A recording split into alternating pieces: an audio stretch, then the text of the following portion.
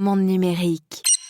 Donc, le collaborateur reçoit un message confidentiel de la part du PDG de l'entreprise. Il se connecte à une réunion Teams où il voit le PDG de l'entreprise, avec la voix du PDG de l'entreprise, lui demander d'effectuer un virement d'une vingtaine de millions de dollars. Et il a fait. Et au final, c'était pas le PDG de l'entreprise. C'était un deepfake.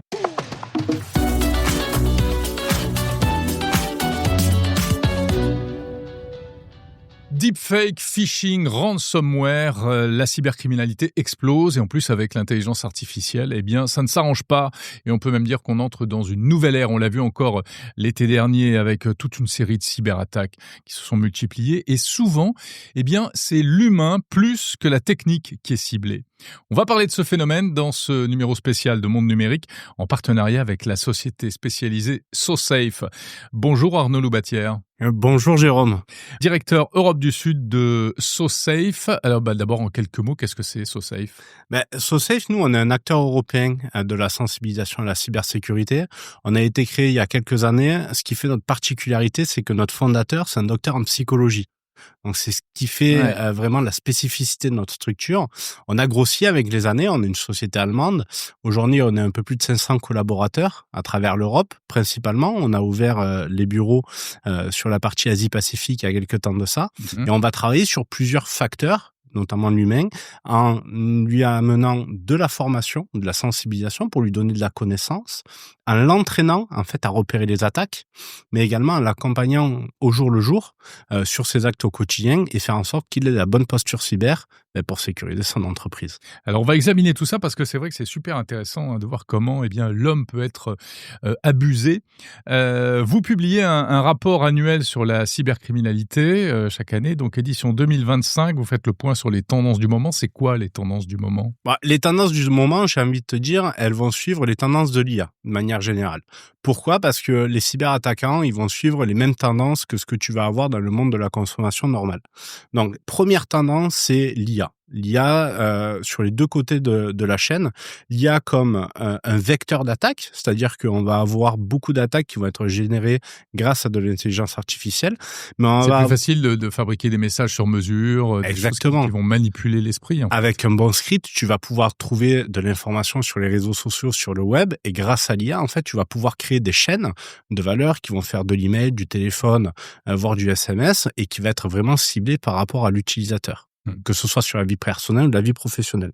Ensuite, ce qu'on va avoir comme tendance aujourd'hui, c'est sur l'IA, c'est le fait d'avoir l'IA comme une surface d'attaque. Parce que quand on n'est pas formé à l'utilisation de l'intelligence artificielle, on a beaucoup de collaborateurs qui vont mettre des informations un petit peu sensibles, qui vont demander à ChatGPT ou à d'autres solutions qui ne sont pas forcément sécurisées. Et les cyberattaquants peuvent utiliser les informations derrière qui sont absorbées par les outils d'IA. Il faut les récupérer quand même, ces informations. Il faut les récupérer, mais il y en a qui sont bons techniquement pour le faire. Une autre tendance qu'on voit s'accélérer, ça c'est les deux principales, c'est l'attaque de la chaîne d'approvisionnement pour les entreprises. C'est-à-dire que quand tu es une entreprise, notamment sur les gros groupes, on voit beaucoup de sécurisation, que ce soit sur le côté humain ou sur le côté du SI, des systèmes. Par contre, tout gros groupe va travailler avec des sous-traitants. Et en fait, c'est cette chaîne de sous-traitants qui a accès à des informations qui est de plus en plus ciblée. Parce qu'ils sont plus fragiles. Ils sont plus fragiles. On voit qu'il y a des divergences, en fait, d'un point de vue sécurisation. Et c'est beaucoup plus simple, potentiellement, pour certains cyberattaquants qui sont bien renseignés, quand même, d'attaquer un fournisseur que d'attaquer la maison mère. C'est quoi la pire attaque de 2025, Arnaud, selon toi ? Moi, celle qui m'a fait réagir, d'un point de vue conséquences, il y en a eu plusieurs, mais je vais t'en évoquer deux, et on y reviendra peut-être par la suite. C'est celle de Marks & Spencer. Je sais pas si tu en as entendu parler de celle-là. Alors, dans le lot, j'ai pas forcément retenu celle-là. Mais... Elle m'a marqué pour plusieurs raisons. Déjà, c'est le coût de la cyberattaque, et le temps qu'elle a pris. En fait, cette cyberattaque, elle a reflété plusieurs éléments que nous, on voit dans la tendance. Première chose, la porte d'entrée, c'était la chaîne d'approvisionnement. Ça a été un sous-traitant. Ça a bloqué, en fait, le système de Marks & Spencer qui ne pouvait plus faire de livraison. L'impact derrière, ça a été plus de 300 millions d'euros de chiffre d'affaires de pertes et 4 mois pour s'en remettre. Donc, tu vois, c'est plusieurs secteurs. la chaîne d'approvisionnement, le temps, Mhm. le coût que ça a eu à l'entreprise, moi, celle-là, elle m'a marqué. Et ensuite, il y en a 3 autres. Et comment ça s'était passé, celle-là? Le mode opératoire? Le mode opératoire, en fait, ça a été le fait de trouver une faille dans l'accès de Marks & Spencer via un sous-traitant. Mhm. Et en fait, ils ont exploité cette faille pour contourner en fait les systèmes de paiement. Et ce qui fait que les gens commandaient, mais l'argent n'allait plus chez Marks & Spencer. Et ensuite, ils ont bloqué le système de livraison. Et du coup, ça a bloqué le SI. Ils ont dû bloquer et mettre tout ça en container pour ensuite resegmenter et repouvoir le faire marcher par la suite. Ça, c'était dans quelle région? Ça, c'était sur l'Angleterre principalement. L'Angleterre. Là où Marks & Spencer. Oui. C'était au global. Hein. C'était une attaque qui était au global. Marks & Spencer, on les connaît surtout aux États-Unis. Mais là où c'est impactant, c'est sur le fait que ce soit une entreprise grand public. Qui va avoir des répercussions sur de l'humain, c'est-à-dire que les gens ne pouvaient plus faire leurs courses, etc. Toi, tu peux l'utiliser. Souvent, on parle de grosses entreprises, mais ça nous parle moins. Quand on a parlé de France Travail avec Viveris, oui, France Travail, ça nous touche, mais Viveris, on connaît moins. Marks & Spencer, c'est un petit peu l'équivalent de Carrefour en France. Oui, bien sûr. Donc, c'est là où ça a un impact. Et les gens, pour le business, ils ont mis plus de 3 mois à pouvoir redémarrer leur business en ligne. Donc, une perte qui est colossale derrière. Autre exemple frappant, tu allais parler d'autres exemples. Moi, il y en a, c'est qui sont différentes bien sûr, mais c'est le fait qu'on est 3 des 4 plus gros opérateurs télécoms qui a été touchés récemment. Ah bah oui, hein, cet été Orange, Bouygues, SFR. L'année d'avant c'était SFR ou les quelques mois avant, SFR, Free, même les 4. Free aussi, ouais, les 4, ouais. Les 4 ont été. Orange c'est un petit peu différent, mais les trois autres, on peut parler en fait de prise de data. Au final, pour une grosse partie de leurs abonnés. Et en fait, là où elles sont un petit peu particulières, ces cyberattaques, c'est que, au final, il y a très peu de conséquences économiques directes pour l'entreprise. Par contre, tu vas avoir des conséquences pour tous les utilisateurs. Voilà. Parce que eux, les cyberattaquants... Ils se font voler leurs données, leur nom, leur prénom, leurs IBAN dans certains cas. Leurs IBAN dans certains cas. Alors ça, on va dire que ça peut être facile à contrer à partir du moment où tu es averti. Par contre, derrière... ta donnée, elle est dans la nature, ou elle est sur le dark web. Et en fait, toutes ces données-là, pendant des années, elles vont pouvoir s'échanger. Et ces personnes-là vont être victimes sûrement de tentatives de fraude, d'usurpation d'identité, ce genre de choses-là. Et c'est là où c'est plus problématique, au final, pas forcément pour l'entreprise, mais pour l'utilisateur final. Ouais. Et en plus, ça peut s'étaler sur une très longue période. Très longue période. On sera peut-être victime dans 6 mois ou dans 1 an ou plus, et sans même savoir qu'à l'origine, c'est un piratage de l'un de ces opérateurs. Exactement. Ouais. Et alors, pareil, est-ce qu'on sait un peu comment ça s'est passé? Parce que là, c'est plus récent, c'est plus frais, hein, ces attaques-là, donc on n'a pas toujours les explications. Là-dessus, moi, alors c'était les dernières, notamment celle de Bouygues, c'était cet été. Malheureusement, c'était quand je partais en vacances. On n'a pas forcément toutes les informations a priori, mais il semblerait que ce soit également dû à une problématique de chaîne d'approvisionnement, c'est-à-dire un sous-traitant, une faille via un sous-traitant qui ait pu laisser une porte d'entrée dérobée. Et alors, de plus en plus, et très souvent, ça passe donc par les gens, les collaborateurs. C'est ce qu'on appelle de l'ingénierie sociale. C'est de la manipulation mentale, on peut dire ça comme ça. C'est exactement ça, en fait. L'ingénierie sociale, c'est assez particulier parce que l'objectif de l'ingénierie sociale pour un hacker, c'est de se dire je vais travailler sur le côté psychique, le côté psychologique pour faire en sorte que le collaborateur ou l'humain mène une action pour moi. Alors, ça va prendre différentes formes. On peut le voir d'un point de vue personnel sur... Moi, j'aime bien donner l'exemple de la livraison de colis.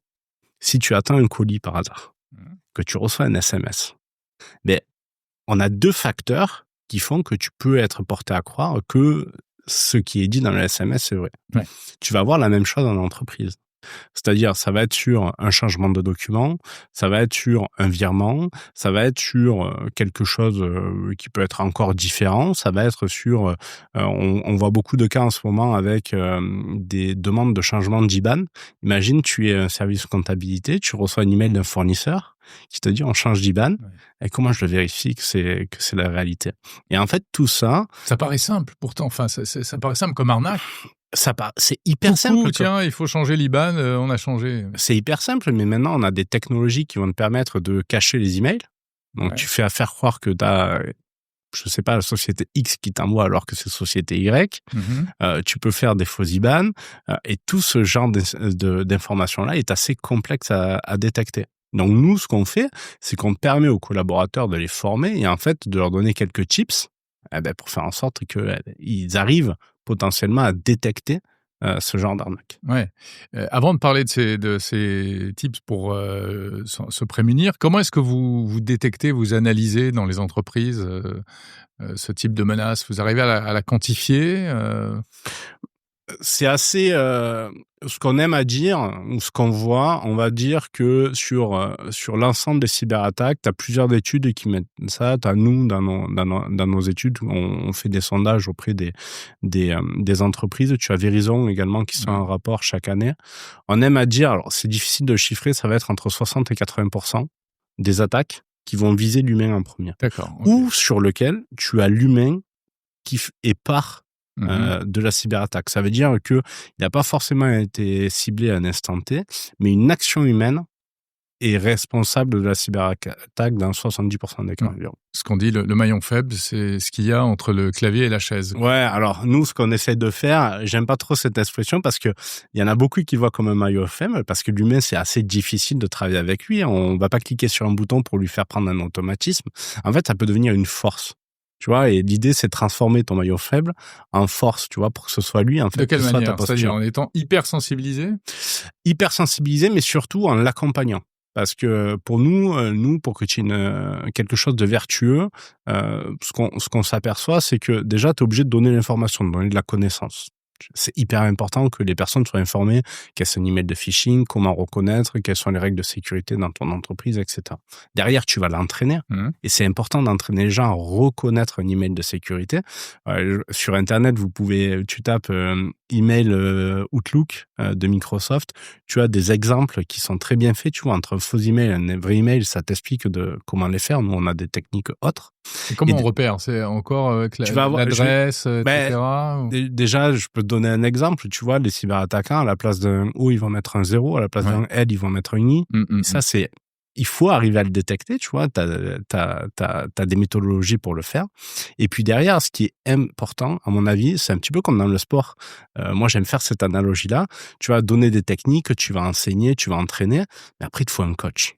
C'est ça, en fait, qui va les aider. Nous, on a développé quelque chose à travers l'IA, un cyberaccompagnant, et c'est lui qui va être une posture, qui va aider le collaborateur à avoir une bonne posture cyber au quotidien, parce qu'il va être là pour pouvoir l'aider, il va être là pour pouvoir répondre à ses questions. Et au final, des fois, les collaborateurs, ils ont peur de te poser une question parce que, tu vois, ça peut faire passer la personne pour être nulle ou quoi que ce soit. Ouais. Tandis qu'à l'IA, on a moins de scrupules, en fait. Tu poses la question et au moins tu as une réponse. Ce qui veut dire qu'aujourd'hui, finalement, les entreprises, mais aussi les particuliers, enfin, tous les systèmes informatiques sont relativement bien protégés d'un point de vue technique. Il y a beaucoup d'outils, de barrières, de firewall, de détecteurs de spam, de virus, etc. Mais, et c'est pour ça d'ailleurs que les pirates s'en prennent aux humains qui restent, malgré tout, on va dire quand même le maillon faible dans l'histoire. Il reste le maillon faible et en fait, c'est plus simple à attaquer. C'est pour ça que on voit de plus en plus, enfin, on continue à avoir ces attaques au niveau de l'humain. Tu as eu l'avènement de l'intelligence artificielle, comme on le disait au début. Ça a vraiment aidé à démocratiser. Alors, j'aime pas trop ce mot, mais c'est une réalité. C'est le fait de dire, ça démocratise en fait la capacité à... De nuisance. Exactement. Ouais. Et en fait, ça a facilité, au final, vu qu'on a des systèmes qui sont de plus en plus perfectionnés, de plus en plus sécurisés, un travail de masse alimenté par l'IA, c'est un petit peu comme aller à la pêche au gros, tu vois, tu jettes un gros filet, t'as beaucoup de poissons qui vont passer à travers, mais il suffit que t'en touches un ou deux et que surtout que tu touches le bon pour que ça passe et pour que tu sois gagnant dans cette histoire. Ouais. Et puis en plus, c'est complètement multicanal, c'est-à-dire que ça peut être du mail, du SMS. Est-ce qu'il y a d'autres canaux même qui sont exploités aujourd'hui par les cybercriminels? Ouais, il y en a beaucoup. Alors, tu as le mail, le SMS, c'est les plus connus. Okay, c'est les plus simples à utiliser. On peut citer notamment, le SMS ces derniers mois, c'était le « vous êtes chez vous ». On reçoit un SMS, vous êtes chez vous, et puis là, c'est pour engager la conversation sur une pseudo-livraison, etc., etc. Ah, celui-là, il marche super bien et tu le vois d'ailleurs en fonction des réponses que tu fais. Tu vois que c'est une IA qui est derrière parce que ça te répond pas forcément. Elle est pas très bien entraînée, mais ça te répond pas forcément de la bonne manière. Donc, SMS, email. J'ai envie de dire, c'est un peu particulier, mais l'email pour le professionnel, l'SMS pour le particulier. Tu vois, sur le B2B, l'email, sur le B2C, le SMS. Et après, tu vas avoir d'autres angles. Tu as les outils de messagerie au sens large du terme. WhatsApp, Teams, Slack, qui peuvent être des vecteurs. Donc, tu vois, tout ce qui va être outils de messagerie. Ils peuvent être aussi vérolés, si tu as je te donne un exemple, ça a été, on avait fait une conférence la dernière fois, tu avais une personne d'un grand groupe hôtelier, une directrice générale, qui s'était fait voler sa photo WhatsApp de son compte perso. Il avait créé un autre compte. Si tu fais pas attention, tu vois la photo, c'est un DG général, t'as pas forcément son numéro perso. Bon. Bien sûr. Ça s'est même passé à de très haut niveau. Alors c'était pas du piratage, mais aux États-Unis, avec cette fameuse réunion WhatsApp où s'est retrouvé un journaliste pour des choses complètement confidentielles. Alors ça, mais c'était pas du piratage. C'est pas du piratage. C'est des erreurs. Enfin, c'est une erreur. C'est là où je te dis le facteur humain en fait est hyper important. Une erreur peut avoir des conséquences dramatiques. Ouais. Et alors, est-ce que il y a des tendances conjoncturelles et d'actualité? Est-ce que l'actualité est un élément, je sais pas, les grandes périodes de fêtes, les périodes de promotion, comment ça s'appelle, Black Friday et compagnie.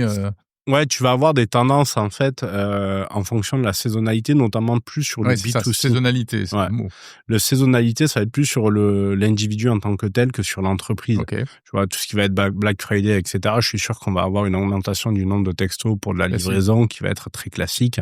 Les fêtes, c'est pareil, les fausses promotions, ce genre de choses-là. Sur l'entreprise, on voit que c'est assez stable, en fait. Ça va être de plus en plus précis, ça va être sur des sujets de plus en plus techniques. Ce que je veux dire, sur des sujets de plus en plus techniques, on va avoir de moins en moins d'approches de masse sur des tentatives de phishing.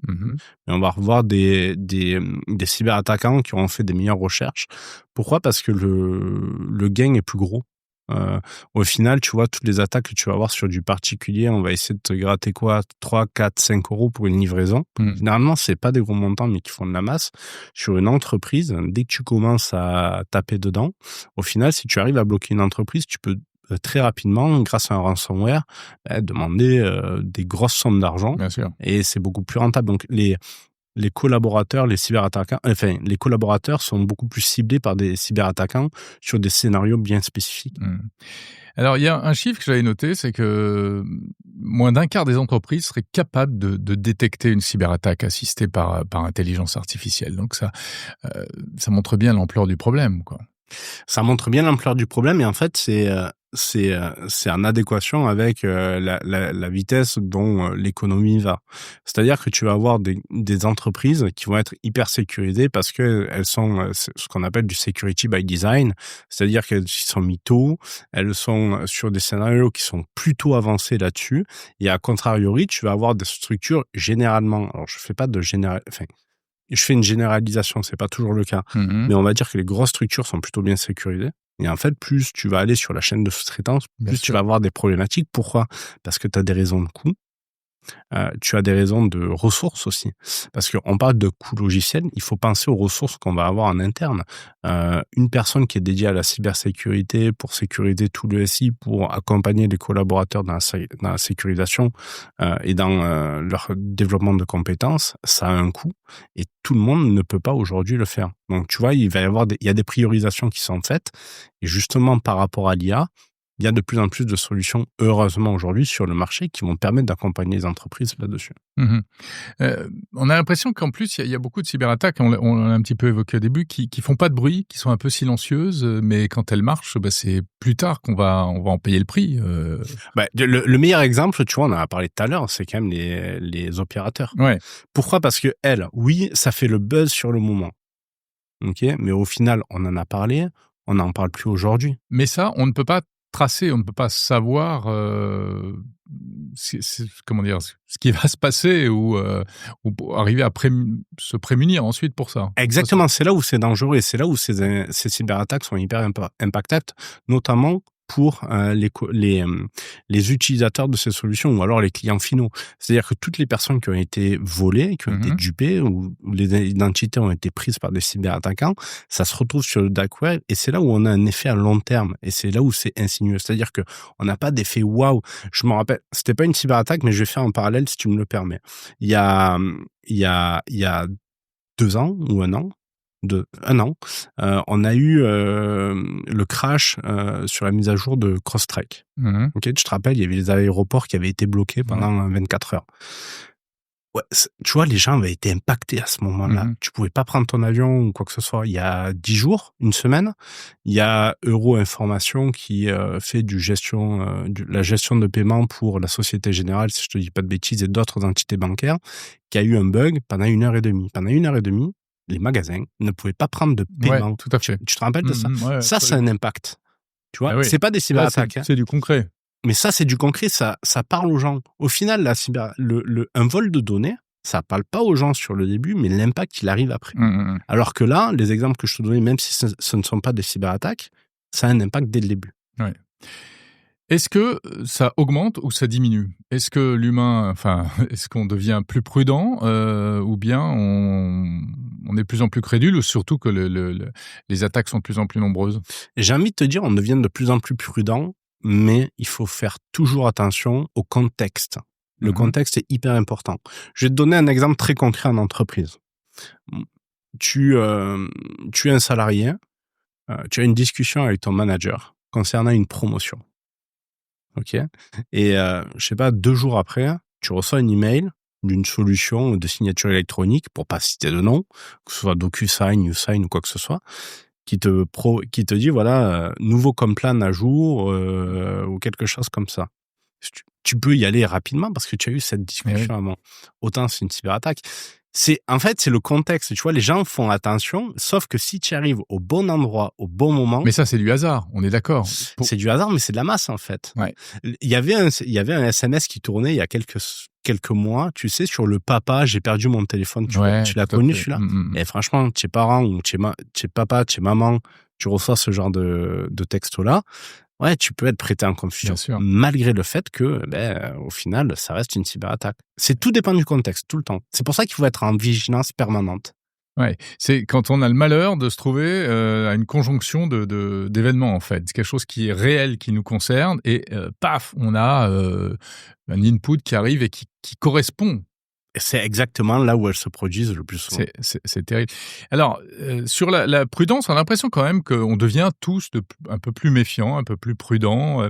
Et du coup, est-ce que ça n'occasionne pas un effet inverse, une espèce d'hyper-prudence et on voit des faux positifs partout. Enfin, on voit des fausses attaques partout. Ouais, alors c'est une tendance qu'on a chez certaines. On voit des vraies attaques qui n'en sont pas, ça que je voulais dire. Ouais, on le voit chez certains clients, l'hyper-méfiance. Ouais, l'hyper-méfiance. Ça ralentit, ça peut ralentir la productivité. Tu vas penser chaque fois que tu vas reporter des emails, tu vas pas répondre parce que tu vas avoir peur. Alors, tu as des outils. Nous, typiquement, on a un outil, ce que je te disais, d'accompagnement du collaborateur. Tu vois, sur la boîte mail qui va te permettre de donner une première analyse. D'accord. Pour pas surcharger les équipes. Et en 5 secondes. Qui nous indique si ce mail est suspicieux ou pas. Exactement, etc. ça va checker les expéditeurs, les URL de redirection, la syntaxe, les fautes d'orthographe, et ça va te dire, l'expéditeur a l'air, typiquement, l'adresse de l'envoyeur et l'adresse de réponse ne sont pas les mêmes. Ça, c'est un red flag. Tu vois? Donc ça, on va être capable de le détecter et on va le dire à l'utilisateur. Donc ça va leur permettre, tu as des solutions aujourd'hui sur le marché qui vont leur permettre de pouvoir auto-juger grâce à de l'intelligence artificielle justement, quelles sont les bonnes choses, quels sont les bons emails et justement reporter que les vrais malicieux. Mais alors, il y a beaucoup de logiciels de messagerie, tout simplement, qui sont entraînés aussi pour détecter les spams ou les scams éventuels. Mais on sent que là, il y a beaucoup c'est ça, il y a beaucoup de faux positifs. Il y a beaucoup de... Il y aura toujours des fausses positifs. Tu as des solutions qui vont traiter 95%, 96% des emails, qui vont te bloquer de la bonne manière. Mhm. Mais après, derrière, sur ces 4%-là, tu as d'autres solutions qui vont aller un petit peu plus dans le détail et tu as le bon sens du collaborateur. D'où l'importance d'avoir une bonne formation et d'avoir un bon entraînement en avance. Est-ce que vous êtes partisan, par exemple, chez SoSafe, de ce qu'on appelle le zéro trust Chez SoSafe, c'est une belle avancée. Okay. Il faut peut-être rappeler un petit peu ce que c'est. Ouais, le Zero Trust, c'est du security par design. C'est-à-dire que... On part du principe que tout est suspicieux, voilà. Douteux, en fait. Tout est suspicieux, tout est douteux, alors que jusqu'à présent, on se disait à partir du moment où le terminal fait partie de la flotte de l'entreprise, c'est bon, on est secure. Ça a du bon. Moi, franchement, je trouve que ça a du bon. La seule méfiance que je vais avoir dessus, c'est pas une méfiance, c'est parfois ça peut ralentir en fait l'innovation et la productivité. Je vais te donner un exemple. Si tu es sur du Zero Trust, tu as des produits, tu as des solutions, tu vois, qui vont pouvoir potentiellement être apportées par des entreprises ou par des startups qui vont avoir du mal à se développer. Pourquoi ? Parce que c'est du security par design. Et au final, ça va être du travail qui va être fait en dehors de toutes les règles qui peut apporter tu vois, du risque pour l'entreprise. C'est-à-dire que le Zero Trust, il est bien, mais il faut toujours avoir un contrôle sur... il faut que les équipes de RSSI ou des responsables sécurité de l'entreprise aient vraiment une relation de confiance avec leurs collaborateurs pour des essais de solutions. Parce qu'il ne faut pas qu'il y ait des choses qui se fassent en dehors. Ouais, bien sûr. Il est là le risque, voilà. Ouais. Donc on voit à quel point il est difficile, et c'est un vrai tonneau des Danaïdes en fait, cette histoire-là. Il faut en permanence, essayer d'améliorer les choses. Ce qui est intéressant aussi dans ce que tu dis, c'est qu'on comprend bien que c'est autant les entreprises que les particuliers qui sont visés. Chez les particuliers, est-ce que les enfants deviennent une cible particulière aussi ?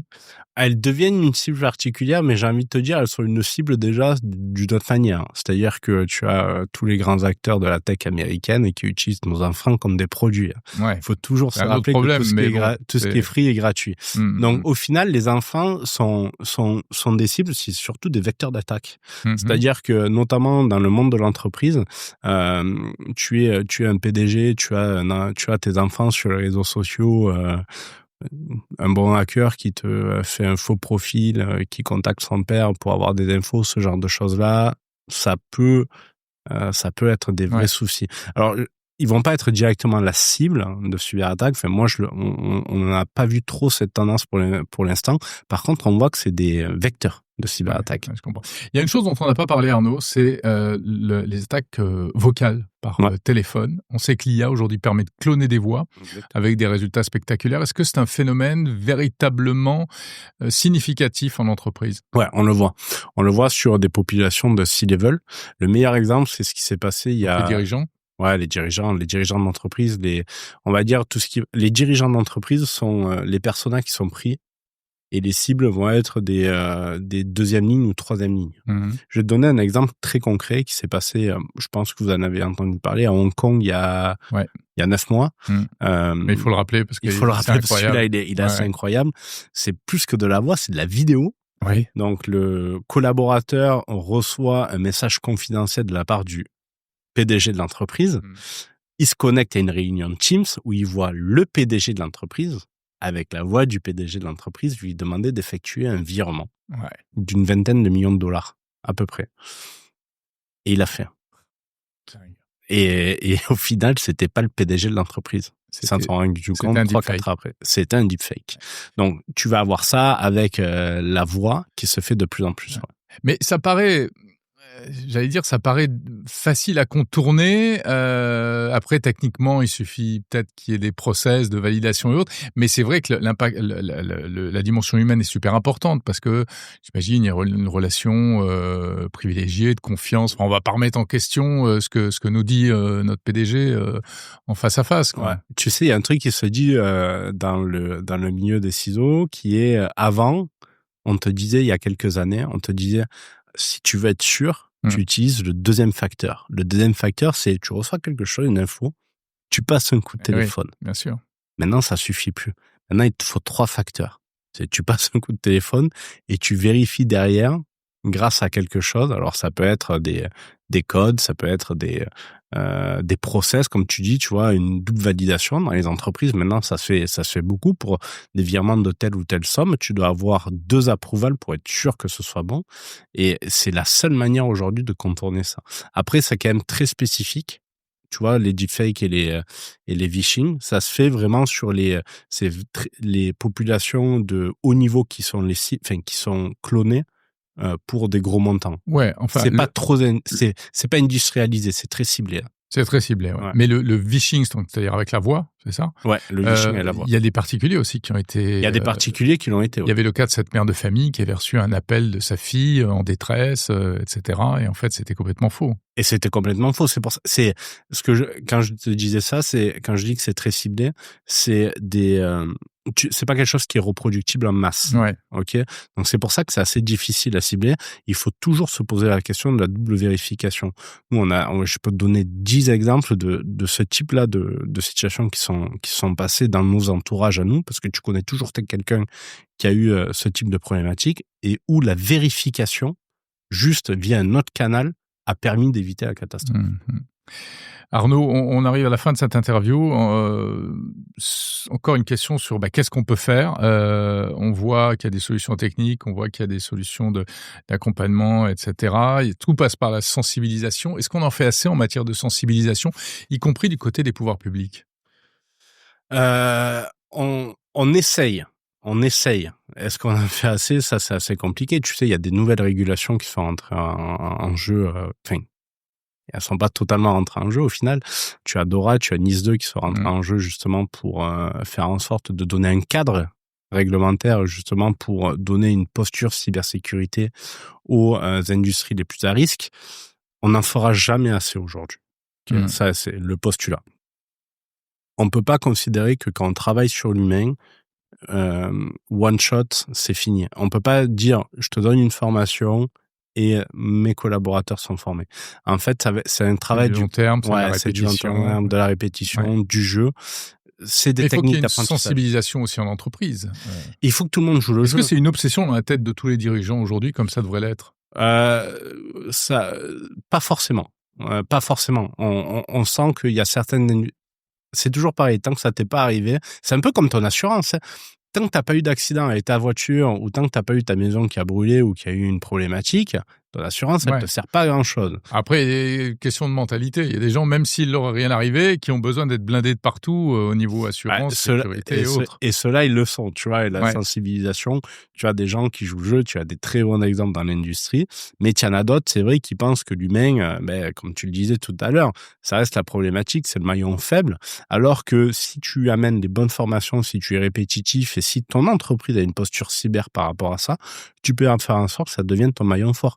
Et même lui est capable de te détecter des choses que n'auront pas détecté tes firewalls, tes antivirus. Ce sera le mot de la fin. Donc, il reste de l'espoir, c'est ça? Il y a de l'espoir, il faut toujours avoir de l'espoir. Merci beaucoup Arnaud Loubatière, directeur Europe du Sud de l'entreprise SoSafe. Merci Jérôme.